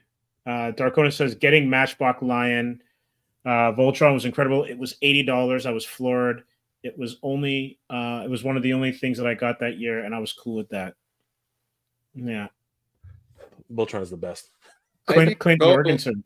I didn't even know Matchbox did Voltron back then. Yes, originally, so the original version was a licensed figure from Popey in Japan, and Matchbox was the one to get the first license. Okay. So but the Matchbox version sucked. I mean, it was arguably still made of the same die cast, but they removed all the weapons. You didn't get a blazing shield. You didn't get a blazing sword. You didn't get any of the mini weapons that come with the. So then, what's the point? There was Voltron because he could transform. He could like the weapons. Though, the weapons are so cool. I know. That's why I said the Matchbox version sucks. Right? You know what we ended up doing when I was a kid? We went to Chinatown and found the actual Popey version. That was what we did. That's how hardcore. You guys sourced out the original, the good stuff. Yeah, and what was really terrible about that was everybody called those bootlegs when they were actually the original freaking toy. We didn't know shit when we were kids, man. Yeah, for sure. You know what was really fun? I don't know if you guys remember this. Do you guys remember the quartz transforming watch? I don't know if you guys remember that. Yeah. Oh, okay. The arms and the legs would kind of come out. Yeah. It was a digital watch. It was so cool. Yeah. It was so much fun. I only had the calculator ones. Remember the calculator? Yeah. Who made those? Were those Casio? Casio. Yeah, Casio did the calculator. The buttons were so freaking tiny. I remember freaking. You need to have that was pre-stylus, man. You use your pen for it. If you think about it's like the cell phones. Remember we used to have that big Motorola. The Zach Morris down to the Razor. Yes. We're going the opposite. Yeah, they're coming back. Yeah. Can't even hold some of those iPhones. What about the fold? Have you seen the folding ones? Those are those are great. But they're starting to get like fissures in the middle. No, not starting. They always had this little fissure, right? But now it's more pronounced, right? It's just,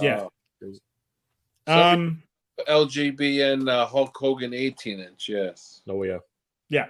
I have one of those somewhere around, and I have a on card one as well.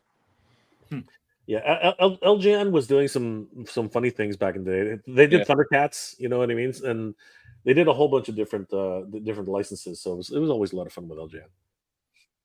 Yeah, just think about it though, like all that innovation. Like I know some of it might seem kind of clunky or a little bit on the kitschy, cheesy side, but there were so many innovations in toys, and gadgets that like we were getting our minds blown. Yeah, every couple of years. But that's the point, right?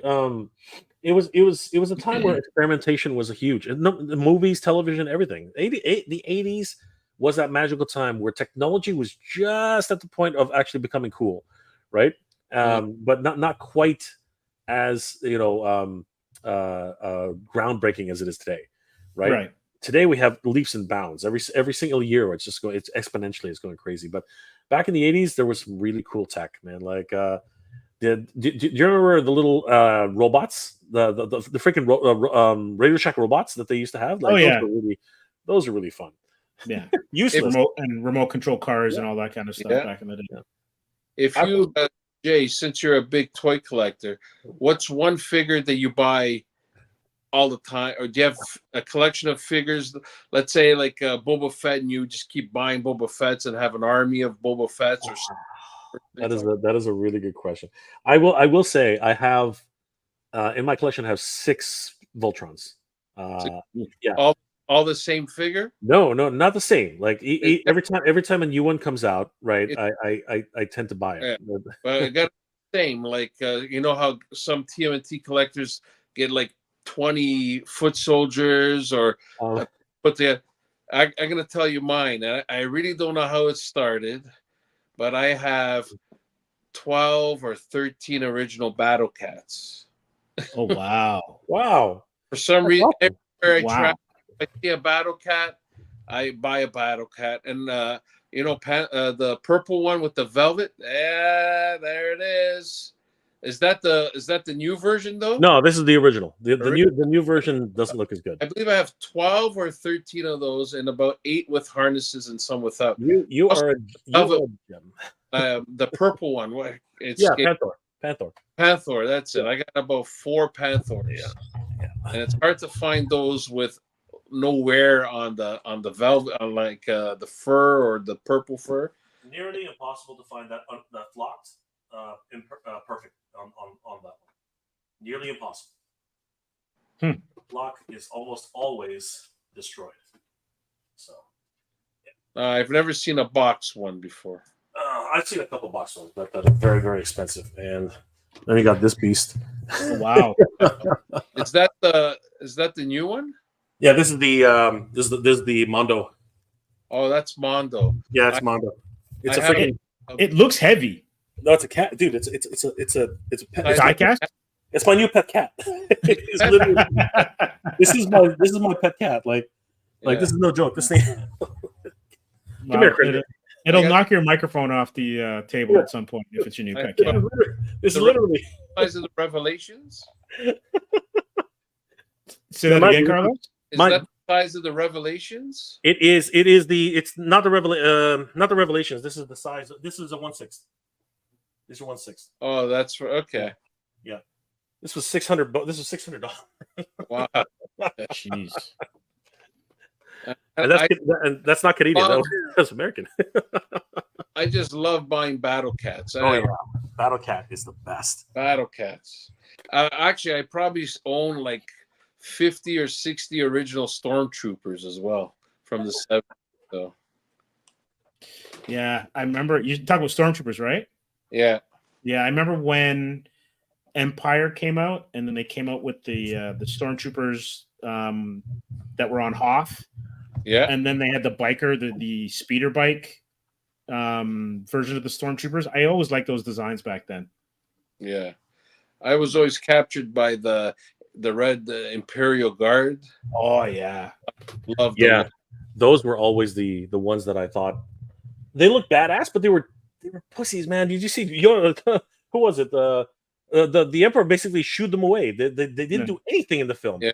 Right? And then here comes Yoda, goes, wow.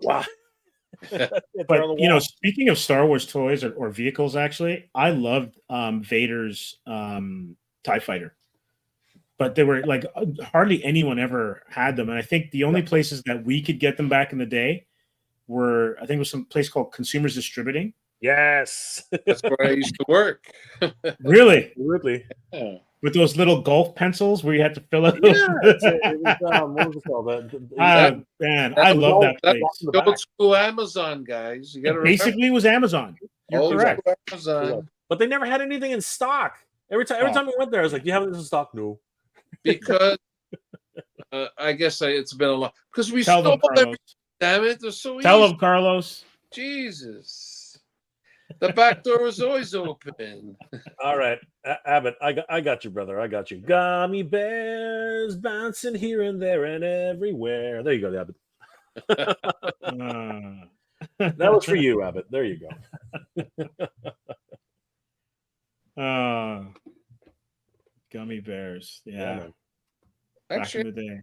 I just bought a collection with gummy bears in it. I'm pretty sure, and I think it was I don't know. It came in Care Bears and Gummy Bears. Care Bears, awesome. Yeah. I love Care Bears. You know what? They just reissued them. I got a question for you guys because this is starting to go through the chat. Sure. Favorite cartoon theme song. Favorite cartoon theme song. Oh my God! For me, it's hands down. Actually, Carlos, what was your favorite cartoon theme song? I need a second. You need a second. Okay. All right, I'll tell you mine. Thundercats, hands down. Thundercats. Thundercat or He-Man. Yeah. Yeah. That's where Carlos is a man after my own heart, man. That's exactly it. That's For me, it was Star Blazers. Star Blazers. Star Yeah. Blazers looked fun. It was. Yeah. It was fun. Another classic, Captain Caveman. Does that count? Oh my gosh. Used to And put balls I first. also liked Johnny Quest because that's like when all the theme songs were great. We're Yeah. only talking about cartoons, right? Not Yeah, like only cartoons. Only Yeah, cartoons. Flintstones was good. You know that. Oh yeah. That was fun. Yeah, Huh? it was always fun. Scooby Doo. Yeah. Yeah. Lots That of was good. quite singable for sure. Name me one from today that's catchy. A modern Teen Titans. besides anime. Come on, dude. Teen Titans. Teen Yeah, Titans. the Japanese one. Yeah. I'm trying to think. And no anime, right? Because the anime, some of the Yeah, anime. no, themes were anime great. always has rockin' tunes Yeah. though. But if I had to, like, I'm trying to think of, like, here's the thing. Spectacular Today's- Spider-Man. Can we say there's X-Men? Oh, and- yeah. but 97. Yeah. But they're recycling the original song, which is not bad. Yeah. I mean, I love that All right, song. though. But No, but those are great. My employees just introduced me to anime music. Ah, And just that's now, tough, just man. now. Enjoy that. Carlos, welcome. Welcome. You're You about, you're about 20 years too late there, Carl. guys love this stuff. And then I told them about a show called Warrior. You ever watch Warrior? Yeah. And that soundtrack is fantastic. Yeah, it's great. And I introduced them to Warrior soundtrack. And then now all they want to play is Warrior. Warrior at the shows, Warrior at the store. So yeah, I gotta listen to more anime music. Nah, some good stuff. Definitely. Who would have thought a 52-year-old listened to anime music? My Yeah, God. I was listening to anime. Yeah, when I was music's music, man. Music. Yeah. Avengers EMH has a good theme song. What is Avengers EMH? EMA. That was one of the shows in the 90s, I think. Avengers. What is EMH? Yeah, hold on. Now you got me curious. Yeah. Yojo OC says Muppet Babies was his favorite theme. Muppet Babies. Oh, Earth's Mightiest Heroes. Oh, okay. Yeah, Earth yeah. Mighty Heroes. Of course, Yeah, of course. EMC. EMH, sorry, EMH. Yeah. Yeah. SpongeBob. Late Wait, night. hold on a second. That one moved on me. These are coming in. Firefox had SpongeBob. Yeah. Yeah. You know the eras that we're working with now. Mhm. Heathcliff, no one should. Okay, so you knew that one? I did not. Yeah, man. That was a great show. Yeah. No. That was like early 90s. Oh, Speed Yeah, Racer. Speed Jessica Racer. Perez. Yeah. Definitely. Go Speed Racer. Yeah. Or Go Power Rangers. The Go Power Rangers. Great. Yeah, that's a great theme. Great theme song. And Great you know who wrote theme. that? If that doesn't get you hyped, nothing will. You know who wrote? You know who produced that song? No. Simon Cowell. Excuse me? Simon Cowell produced the Power Rangers theme song. Yeah. Wow. Can you believe that? Actually, the G.I. Joe was pretty good. Oh, totally. Oh, the G.I. Joe. The G.I. Yo, Joe Joe. theme song, the G.I. Joe intro, pure anime. Beautiful, Mhm. beautiful stuff. And that was a time where it was just pushing American patriotism, everything. Yeah. Oh, You had the Hulkster with the Americana, and you had G.I. Sergeant Slaughter was Sergeant even part of Slaughter, it. Sergeant Slaughter. What was the other toy line? And they had it's similar. They try to copy G.I. Joe. There are a bunch. Uh, I know in Europe they had to call it Action Force. It was North America. It Yeah. was. Are you thinking of Mask? Mask? Was it Mask? Yeah, Mask is one of them for sure, but I think it was Mask, and Mask didn't last too long. It didn't sell No. well. Mask did not sell that well. No. I don't think there were too many other army-based brands. I think that's probably the closest one to it. think Yeah. Mask was the one. Centurions, I think, might have been another one. Centurions. Yeah, That's right. Centurions was really good. We have Inspector Gadget was also so much catchy. That was Canadian. That was Canadian. That Yeah. was pure Canadian. It was produced by Was that Nelvana? It was Nelvana. I believe it was Nelvana, yeah. Or Deke. It was either maybe Deke. or Nelvana. Alvin the Chipmunks. Yeah. Remember that? Yeah, that was fun. Yeah, Saturday morning cartoons. Yeah. Yeah. That was the Yeah. best time. Saturday time. cartoons. Yeah, Saturday morning cartoons was so much fun. It was the only time you'd want to get up early so you can catch all your cartoons. It's true. Silverhawk as well as Jace and the Wheeled Those Warriors. were some great intros, 100%. Like again, Mhm. rocking intros. What I don't like about today's cartoons and intros is they're more like what are they called? They're more like clip farms. You know what I mean? They're Yeah. actually just taking clips from the show. Whereas all the early '80s shows, they were all fully animated, fully designed, and the songs were purpose made for the show. It's crazy. Okay, so you guys are gonna have to jog my old man memory.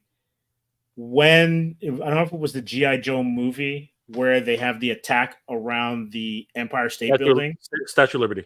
Statue of Liberty. That's Statue right. of Liberty.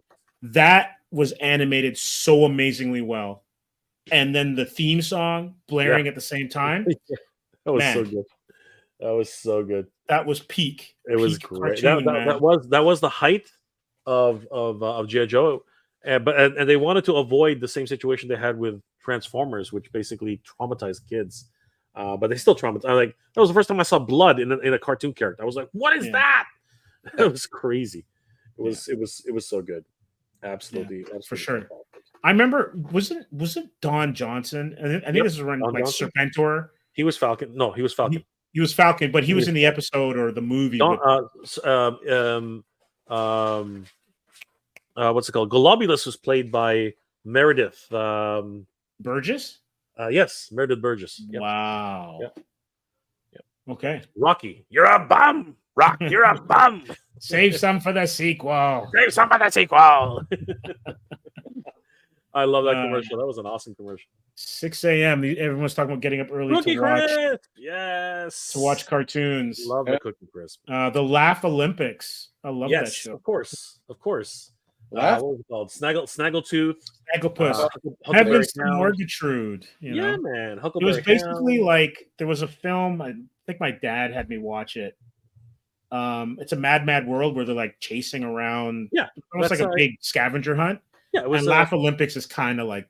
Yeah, that was John Cleese. That was John Cleese, right? That was John Cleese. It might have been. I haven't seen it probably since I was a kid. Yeah, it was really good. And then where in the world is Carmen Sandiego? And there's a cartoon. This is a deep cut, and I think it was Canadian produced. I think it was a Canadian France production. Cyber 6. Animation was off the chain. Brazilian comic book. Yeah. Really? Brazilian comic book. It was a Brazilian comic book. Cyber 6 was amazing. It was. And it only lasted one season. It was like six or eight episodes. Or seven. Yeah, maybe that. 6 or 8 episodes. That was it. It did not last a full 12. It was really great animation. The storyline was great. You know what I mean? It was crazy. It holds up to this day. Oh, hell yeah. Cyber 6 animation to this day is still mint. Yeah. Absolutely, 100%. It was anime, but it was North American anime. It was crazy. It was really good. Yeah, great stuff. Mother Slug comes in with some facts. That G.I. Joe movie opening wasn't the actual movie, as it was changed, so the beginning didn't match the story. No, but Mother Slug, that was like if you actually think about it, that was actually the television opening. Yeah. Right. It was supposed to run syndication. So they ended up putting it at the beginning of the film anyway, but it doesn't matter. It was actually supposed to be the syndicated opening. Yeah. Darken, and I was bummed when Robotech killed off Roy Fokker. Yes. Right up to with Optimus Prime. Yeah, that was tough. It was terrible. Oh, we were talking about it last week or a couple weeks ago. Paladin in Starbender. Yes. He didn't die, dude. He didn't die, but when you thought he was dead, I was like, no, because he was my guy. Star Arrow. Yeah, absolutely. Star Arrow any day. Yeah, Hummer's good, but Paladin's the man. Oh yeah. That was really cool. And what was it called? Series took over for him for that episode, so it was really good. Who remembers Eek the Cat and Thunder Lizards? Eek the Cat was hilarious. Eek the Cat was that was early. That was in line with Ren and Stimpy. They were trying to do something like Ren and Stimpy. That was early '90s, right? It was early `90s. Ren and Stimpy was bent, man. And Thunder Lizards was the same. It was that same Nickelodeon type of gag. So did you guys Silverhawks. Do you remember? I love Silverhawks. Silverhawks is great. Love Yeah, Silverhawks. Another great theme song. yeah. We talked about it a couple of weeks ago because they're coming up with a new series. They're coming with January. They came out with Sectors comics. Yep, and the Sectors Nacelle came back with toys too. Yeah. But Silverhawks were the greatest guitar riffs in cartoon history. All time.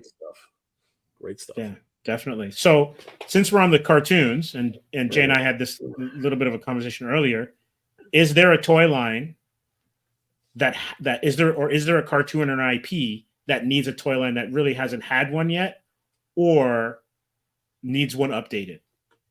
You mentioned one that doesn't have one. I think it was it Visionaries? Visionary. Jay? I think Visionaries is one. Yeah. Didn't they do some Visionary? I'm pretty sure they did a Visionary.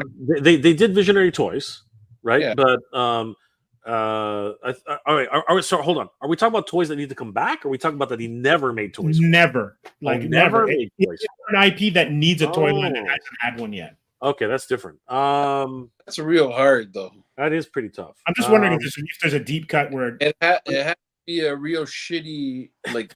The thing is, if you dig deep enough, you'll probably find something that was a toy. But if you're looking for like a mainline thing that was actually kind of important, like for instance, Micronauts had one, but has there been a Micronauts toy line since? No, but that's the thing. Micronauts did have toys, right? No, they did. But have they had one since the 80s? No, but like the Davy and Goliath. Oh, the Christian shows. Yeah, I know what you're saying there. Oh my God, yeah. Sure, would do pretty good. You know what? I'm going to go ahead and say Rocket Robin Hood. Rocket Robin Hood has never, as far as I know, Rocket Robin Hood has never had a toy line. Yeah, Dimension 5, man. Bearstein Bears. I'm sure the toys go somewhere. I think they have McDonald's toys. Almost guaranteed they have McDonald's toys. I'm gonna say, what's it called? Shoot, I had it on the top of my head and then I forgot. It'll come back to me though. But there are probably a few franchises like Cyber Six never had a toy. Yeah, Cyber 6 never did have one. Yeah, as far as I know, Pirates of Darkwater. I've never heard of them. There were toys. Pirates of Darkwater had toys. 100%. Is Cyber 6? I wonder if the licenses still is available to purchase. Probably. And then you can. Well, I don't know how popular it was, but I don't think it's popular enough. It's a repressed memory for most people, but it was 90s, right? Hold up. Would the figures hold up today? Like, because you're saying the design was pretty good. No, it would be great. Okay, so I would kickstart that though. I would definitely kickstart it. Like it would need a Kickstarter because yes, the characters were memorable enough that you could do something. Particularly the villains. The villains were pretty cool. Like there were these Frankenstein type villains. Yeah, they were great. And there was this tiny little kid who was the mastermind. And the love interest. He's pretty cool too.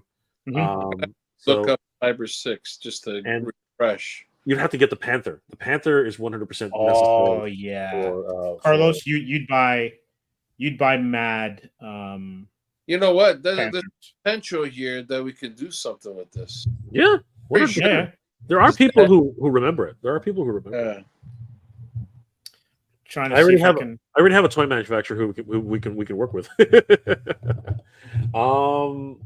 Okay, so toy lines that never had a chance, right?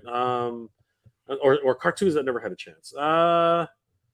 It's tough. There are just so many good cartoons that yeah, you know what? I'll say Dr. Snuggles. I don't think Dr. Snuggles ever had a cartoon. Dr. Snuggles. Okay, yeah, 6. There we go. Yeah, so there's Cyber 6. Yeah. So kind of Carmen Sandiego meets Catwoman. This was what, two seasons or not even even half a season, if that, like eight episodes, I think. What year was this? 1990. No, actually, it was closer to the 2000s, right? It was like 1998. That's a good question. Yeah, I think it was closer to the 2000s. It was. Yeah, I was too busy adulting at that time. yeah. So 13 episodes. 13? Wow. Yeah, 19 1999. Woohoo! So, I was so close. I was a so year close. off. I was a year off. Yeah, Yeah. but like the designs are great. Oh, like yeah. the animation was smooth. Yep. Yeah. Yeah. I had it had one season, so yeah, pretty cool. Not bad, not bad at Yeah. all. I'm trying to think of another really cool toy that never really had. Sorry, a really cool property in the '80s that never actually had a toy. It's again, it's kind of rough. It's a hard thing to remember now. I know it's derivative, but Firefox has Spaceballs. Was there ever any toys? Haha. Baseballs. The answer is the Dark answer. helmet. The answer is kinda. They kind of had, but they weren't really. They were more like toys, like little tchotchkes. They weren't really they weren't really action Right. figures. But you know what? I would expect one day that NECA's going to do that. Like NECA would definitely go in for that one. 100%. It's I probably just hard to license. NECA just released some Ben Cooper toys, right? Did they? For who? For which show? Ben Cooper. The designer from the 60s or 70s that designed all the Halloween costumes? Yes. Now I know what you're talking about. Yeah, and they look awesome. I've been seeing it's basically figures kids dressed up in the Ben Cooper design costume. That's which is cool. Pretty cool. I Steve, think, if you look at those, you'll be like, oh my god, that's my childhood. They look so good. They So look I'm really, gonna check really out Ben Cooper right now. check it out. Ben Cooper NECA toys. It's Yeah, pretty to check out Ben Cooper Halloween NECA figures. Halloween NECA. They're really, really cool. Oh, the Snorks was a rip off of the of the Smurfs, dude. Come on. Yeah. Snorks was your thing. Eh. Oh my gosh, oh my god, yeah. Yeah. That takes me back to Halloween for real. Yep. As a 100%. Those kid. were awesome. With those half masks and then the Yep. final costumes, Yep. amazing. Yep. Yeah.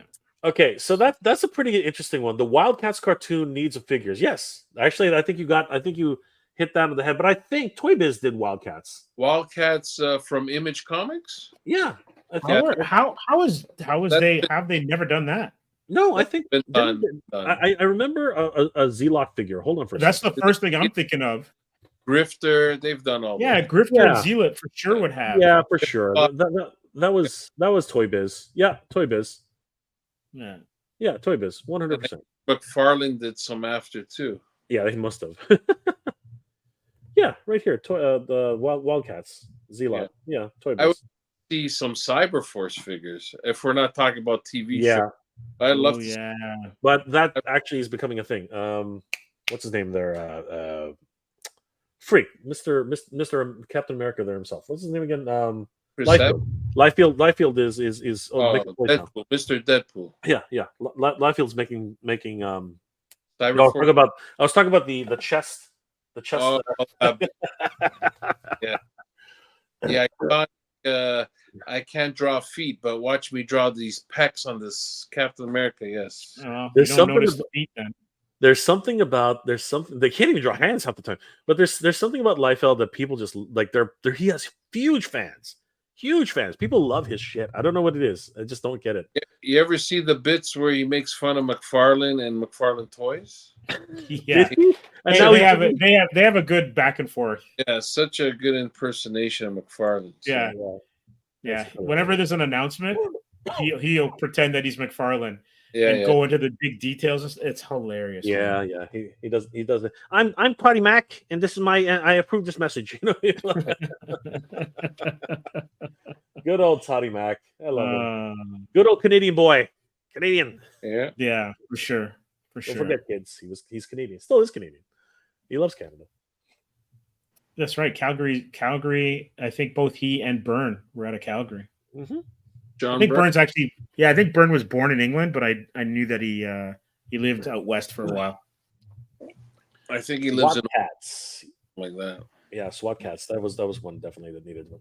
But Liefeld showed you the front and back of the chick at the same time. Yeah. Good one. Very, very good. Everybody here knows what they're talking about. It's hilarious.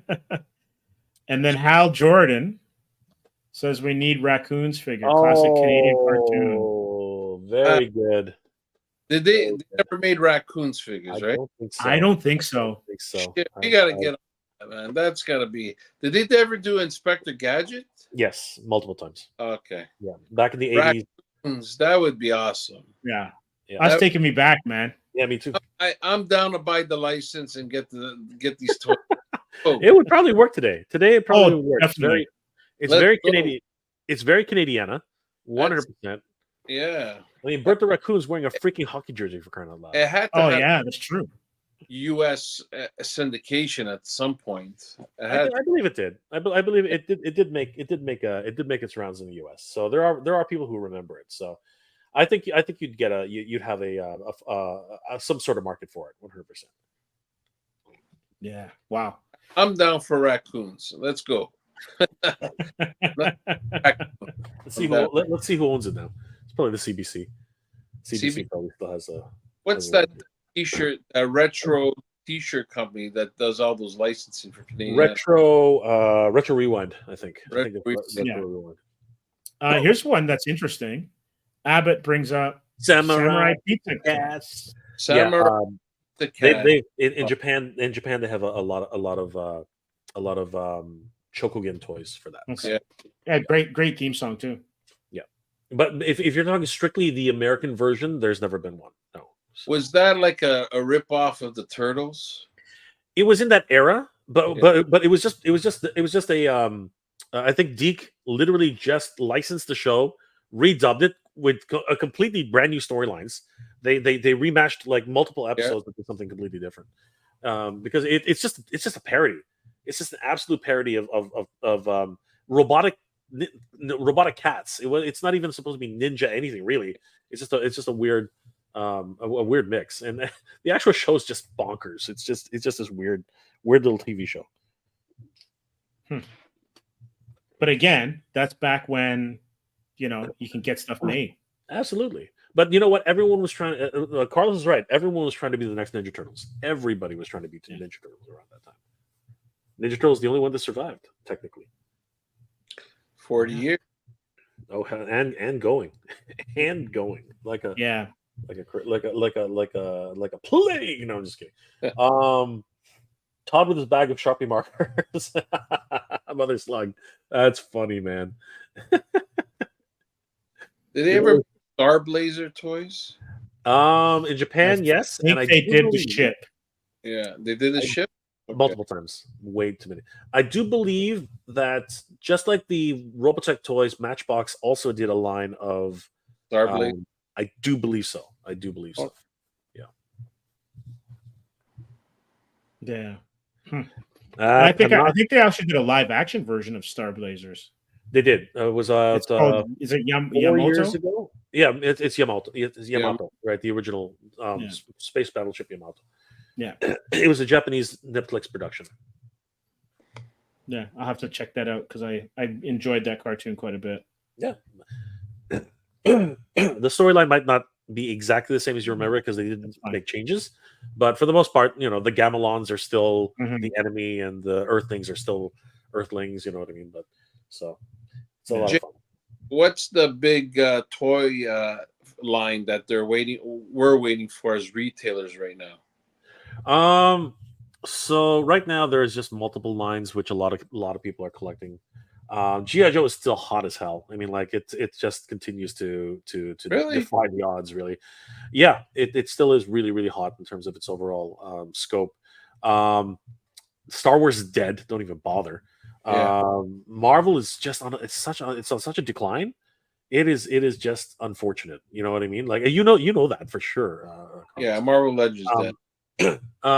I think, like in terms of one that people are always looking forward to, I think that G.I. Joe has its diehard fans, and I think that that's actually the one which, in terms of like getting a return, don't go crazy on the number that you pick up, but try it out a couple times, see what works.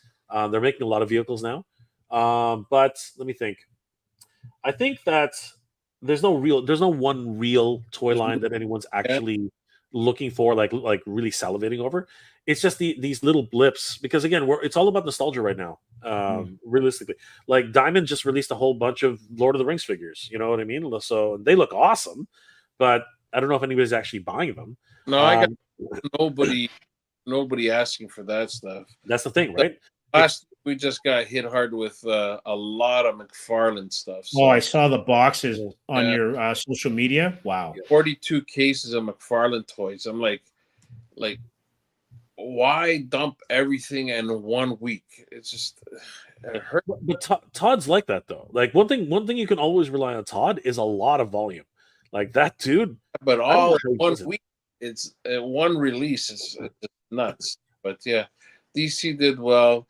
Do you like the new Marvel 1/10 scales? Sorry. What is it called? McFarlane covers, the figures. Oh, those. Yeah.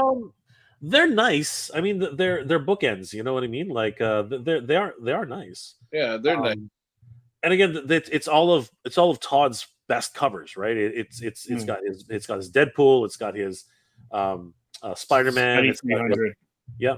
It's got a lot of for comic book collectors. That's great. Is there a Batman? Does he have the Batman? You know, with the cape that goes nuts? Not yet. They actually released before. Yeah, they released a full figure with that one. The billowing cape, it was gigantic. It was freaking crazy. Up here on my shelf, the blue cape one. Yeah, it's beautiful, but it literally is pretty much a statue. It's not really much of an action figure. It's a statue. And then I got the statues that he did, the black and the blue Japanese one. Yeah, I have those as well. So here's a question, Carlos, because you've seen the 3 books come in. What do you think the toys are going to be like for the Absolute line? I think it's still a ways off, but I can see them selling. But that's just one-off characters, one of each, right? So I think they're going to do Green Lantern and stuff as well too. It'll be interesting. Absolute Flash. So I could see Batman, but I don't know if I dig the logo. It's so boxy. Yeah. Well, actually, you know what, it is an axe. I forgot to mention. Thumbs up. Yeah. Okay. It's a weapon. I forgot to mention Jada's killing it right now. Jada as a company is literally killing it. Like, what's really hot right now for a lot of toy collectors is the General Mills cereal line. It's literally killing. Like, people are going nuts over that. Like, you know, Frankenberry,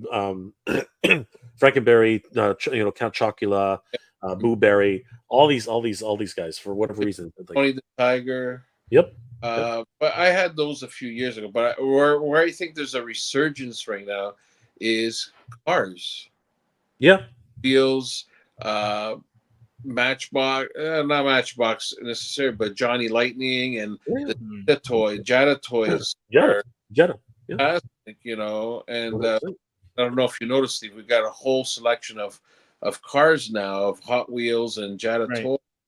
And I like the idea of here's the Wolverine car with a little mini Wolverine inside, beside it. It's pretty good. That's them. Yeah. And McFarlane's doing a whole bunch of vehicles. You know what I mean? And probably the best price point in the market right now for vehicles. 100%. That company that's been doing licensed movie ones. They did John Wick. I believe it's called AW or something like that. They've done the cars. I want to say it's AW or something like that. Yeah, they do the high-end John Wick car. Okay. And those are real nice. Nice. Yep.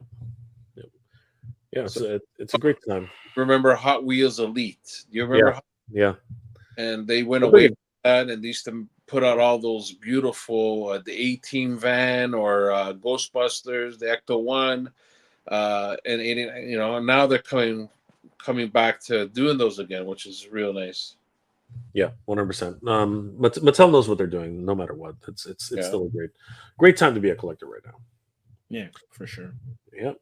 So, holy crap! It's nothing. It never stops, guys. It never stops. You know, great movies, great films, and of course, great toys, and great times with good friends. So, you know, man, I can't wait. A lot of things on the go right now.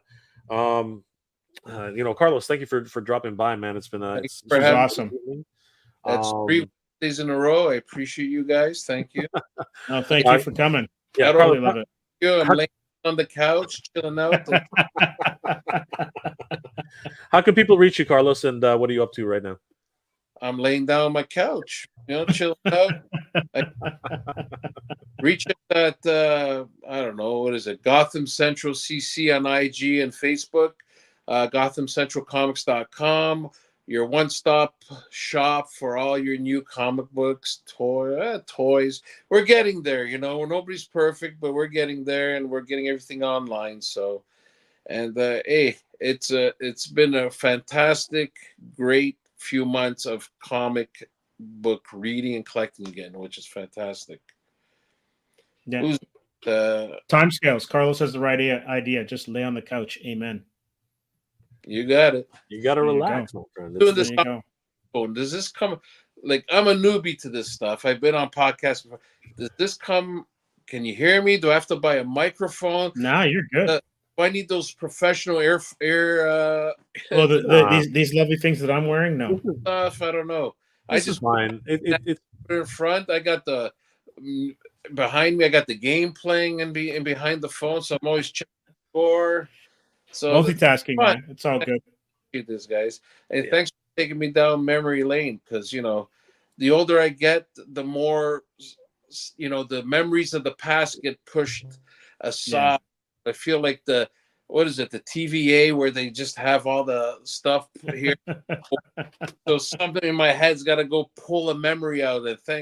I'm just trying to think of all the cartoons and stuff that we used to watch, the animated series when we were kids, but wow, we had some good times, and thank you for bringing me back to the 80s.